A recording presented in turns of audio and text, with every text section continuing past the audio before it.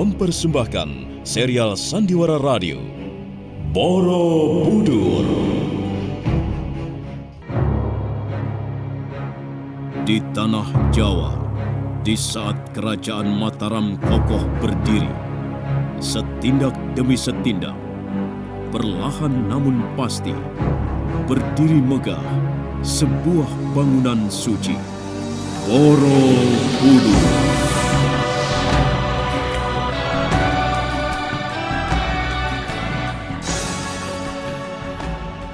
Diangkat dalam serial Sandiwara Radio dalam kisah Asmara Gunadarma. Naskah karya Edi Dosa, ide cerita M. Satria Pinandita. Para pelaku, Petrus Uruspon sebagai Gunadarma, Edi Dosa sebagai Rakai Pikatan, Edos sebagai Ki Unggul, Lis Mardiana sebagai Biung Sino, dibantu oleh Idris Avandi, Elsa Surya, Pri Panggi, Elias Giber, dan sederet bintang sandiwara radio lainnya. Pengantar cerita, Asdi Suhastra.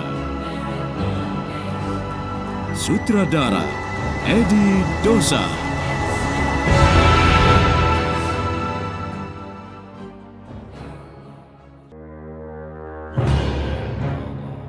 Pada kisah yang lalu diceritakan, Ki Rembung yang kerasukan Biung Sino menghajar Paluraga. Kemarahan dan tenaga Ki Rembung seolah tak dapat tertandingi oleh siapapun. Semua pengunjung warung Ki Rembung kucar-kacir karena ketakutan. Tetapi Ki Rembung mendadak ketakutan begitu melihat Nilot Paladala yang berusaha mendekatinya. Tubuh Ki Rembung terduduk di pojok ruangan warung, menyerah. Sementara itu, Biung Sino marah besar kepada Kalawatara karena Paluraga, suruhan Kalawatara menghalangi tindakan Biung Sino yang merasuk ke dalam tubuh Ki Rembung. Kini marilah kita lanjutkan kisahnya dengan mengikuti pelayan dan tamu yang berada di warung Ki Rembung. Beruntung Nila tadi datang. Kalau tidak, wah, saya tidak tahu bagaimana jadinya. Yang saya heran, punya ajian atau ilmu apa dia? Sampai Ki Rembung yang sudah kesetanan begitu, kok begitu mudahnya dia menyadarkan? Ajian yang paling ampuh baginya ya kecantikannya tentu. Dan juga mungkin memang dia punya ilmu lain yang hebat. Lawang obor yang dipegang untuk menerangi wajah Ki Rembung membuat ketakutan Ki Rembung. Setahu saya, setan paling sedih dan takut jika dilawan oleh orang cantik yang senjatanya obor. Malu hati mungkin ya? Iya. Tapi bukan malu hati, maksud saya sedih. Maksud saya, dia ada rasa malu ketika melawan perempuan cantik begitu. Ada-ada saja. Mana ada setan yang punya kemaluan? Nggak ada itu. Bener loh, nggak ada kok.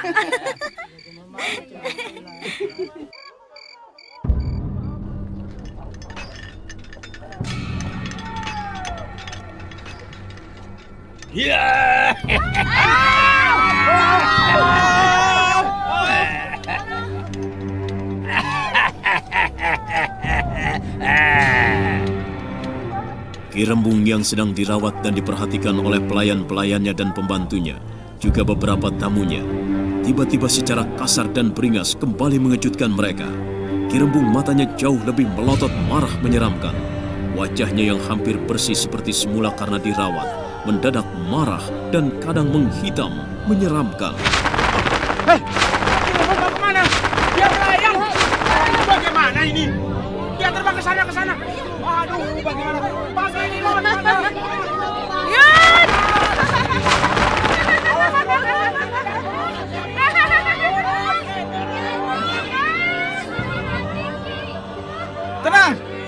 Tenang.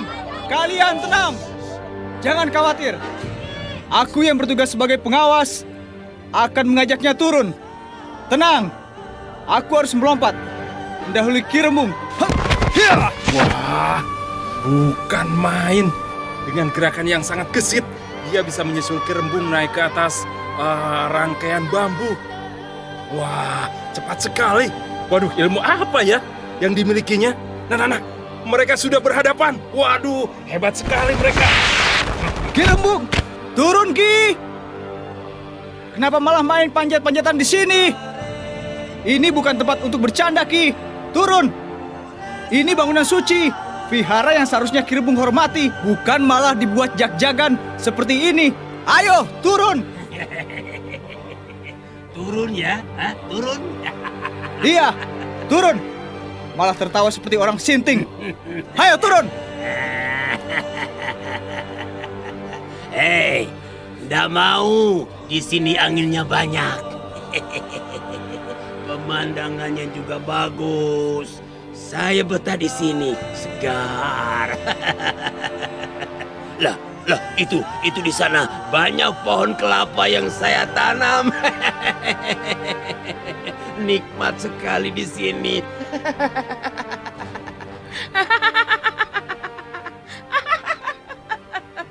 Aku harus lebih berhati-hati.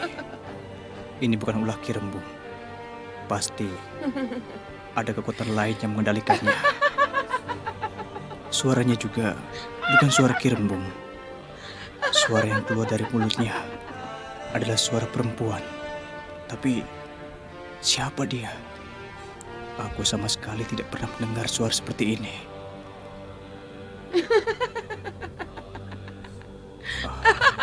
Aneh sekali. Ki Rembung, turun! Turun Ki! Iya. Tapi caranya bagaimana? Ini kan tinggi. Saya tidak berani, takut. Baiklah Ki, pegang tangan saya. Lalu perlahan Ki Rembung melangkah turun. Berhenti di pijakan yang berada di bawahnya. Ya, baik. Kemarikan tanganmu. Ya. Kemarikan. Nah, sedikit lagi. Ih. Kena. Yut.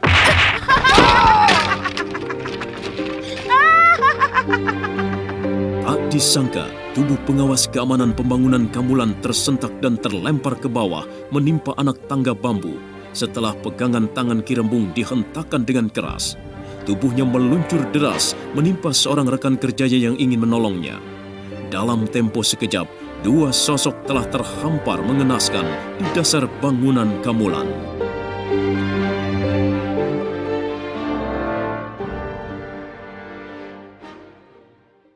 Kakang, kalau nanti ada petugas bagian utara datang, tolong berikan ini. Ini adalah panduan bangunan. Kakang jangan sampai lupa. Serahkan padanya. Iya Guna. Lah kamu Katakan padanya bahwa aku sedang memberikan laporan perkembangan pembangunan vihara ini kepada guru. Iya. Lah kamu lantas kapan kembalinya? Mungkin sore hari. Oh. Karena Sri Baginda Rakai Pikatan juga ingin bertemu dengan aku. Bisa cepat begitu Guna. Semoga tidak ada apa-apa dalam perjalananku. Iya. Mudah-mudahan aman ya. Hati-hati Guna. Terima kasih. Tinggal aku sendirian sekarang. Lah, mana pekerjaan yang harus diselesaikan banyak. Bagaimana toh ini ya? Biar pelan, yang penting dikerjakan. Nanti juga selesai.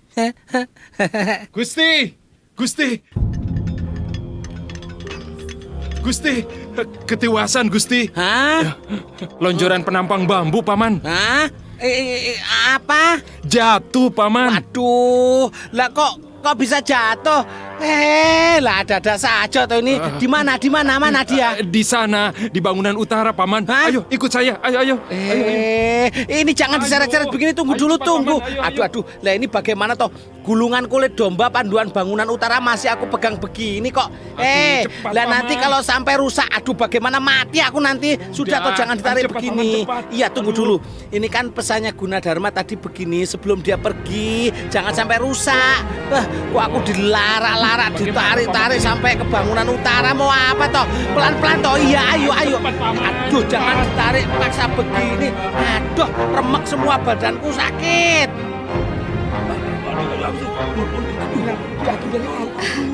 Ada apa ini? Kisanak, ada apa? Apa yang terjadi? Mengapa bergerombol begini? Ada apa? Ada pekerja jatuh dari atas. Ulah Ki Rembung. Betul. Kakek biksu, tolonglah. Pasti ada sesuatu yang tidak beres di sini, Kek. Ulah Ki Rembung. Harapan Sri Baginda Maharaja Samaratungga untuk mewujudkan Trah Mataram dengan memadukan antara daerah Sanjaya dan daerah Sailendra agaknya belum memenuhi harapan.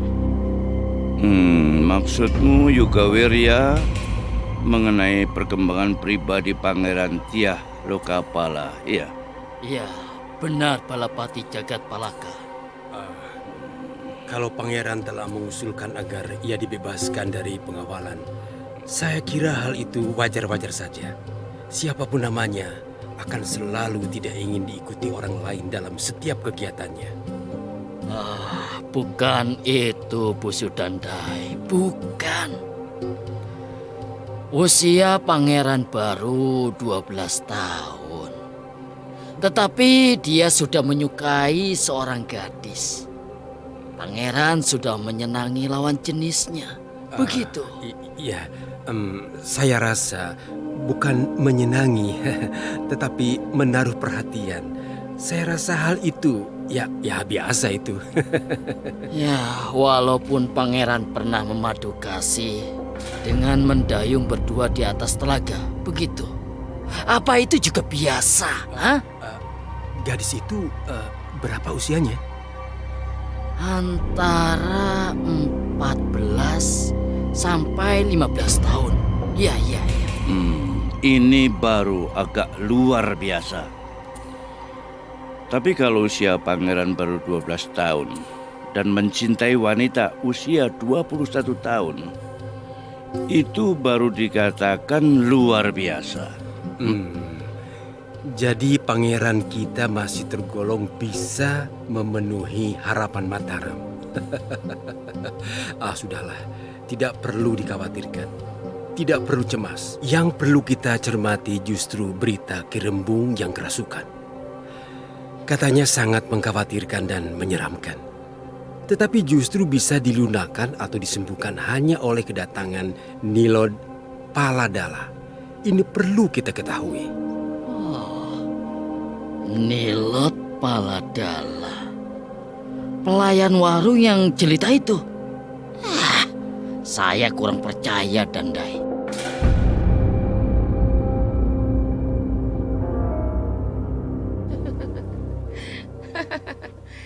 Sekarang siapa yang mau menghalangi keinginan dan kemauanku? Ayo.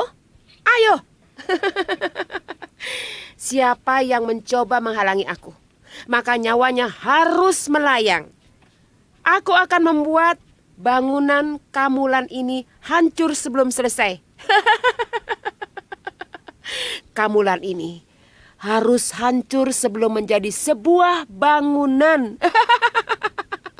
Bangunan ini harus menjadi onggokan batu yang tak ada arti dan guna. Ayo!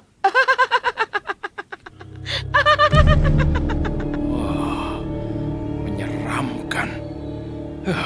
Ki Rembung sepertinya mempunyai kekuatan lebih. Matanya menyorot tajam ke segala arah. Tangannya mencengkram kaku batang bambu penampang. Ngeri sekali. Semoga saja dia tidak menatap kemari, ke arah bawah. Aduh, apa jadinya jika dia sampai bermaksud mengobrak-abrik tempat ini? Bisa-bisa hancur semuanya nanti. Juga terhadap keselamatan teman-teman pekerja, sangat berbahaya. Sedangkan 2 temanku yang tadi terjatuh, sekarang baru bisa diangkat untuk dirawat. Aduh, tapi mustahil bisa sembuh, sebab luka-luka mereka cukup parah. Aduh, Dewata, jangan sampai Ki Rembung merusak bangunan ini. Sebab ini adalah bangunan suci untuk memujamu, Dewata.